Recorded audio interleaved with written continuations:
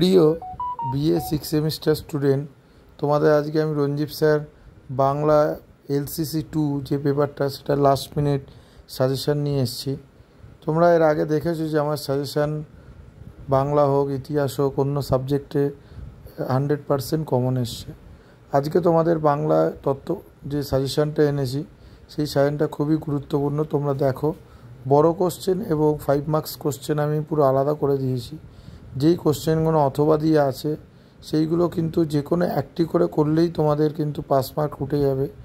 যারা একটু ভালো রেজাল্ট করতে চায় তারা একটু বেশি করে অথবাটা পড়ে যাবে, কারণ তোমাদের বাংলা সিলেবাসটা অনেক বড়।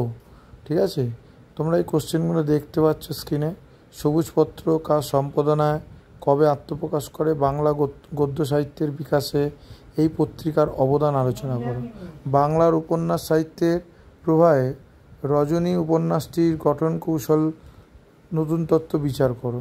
ঠিক আছে, এছাড়া টেবা টেক সিংয়ের যে চরিত্র সেটা তোমরা পড়বে। রেকর্ড গল্পটির নামকরণ সার্থকতা। হ্যাঁ, এখানে সবথেকে গুরুত্বপূর্ণ দুটো কোশ্চেন। আদাব গল্পটির যে মানবিক অবদান মানে পরিচয় সেটা তোমরা লেখো, বা আদাব গল্পটির তাৎপর্য বিশ্লেষণটা লিখতে পারো আদাব কবিতাটির। আদাব সাহিত্যের বিকাশের বঙ্গদর্শন পত্রিকার গুরুত্ব, এটা 5 মার্কস খুবই গুরুত্বপূর্ণ। আর রজনী উপন্যাসের নামকরণ সার্থকতা।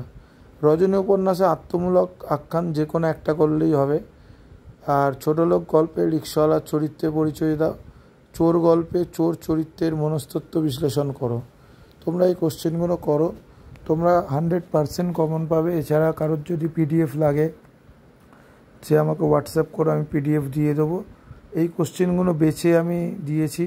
এই কোশ্চেনগুলো তোমরা করলে 100% কমন পাবে। এবং তার সাথে সাথে 5 মার্কসের কোশ্চেনগুলো আমি দিয়ে দিয়েছি।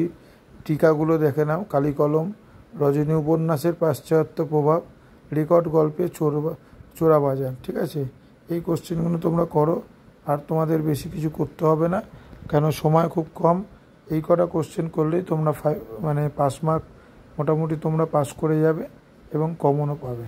ঠিক আছে, আশা করি তোমাদেরকে যে কোনো সাহায্য করতে আমি সক্ষম হয়েছি। এবং কারোর যদি PDF লাগে আমাকে হোয়াটসঅ্যাপ করো।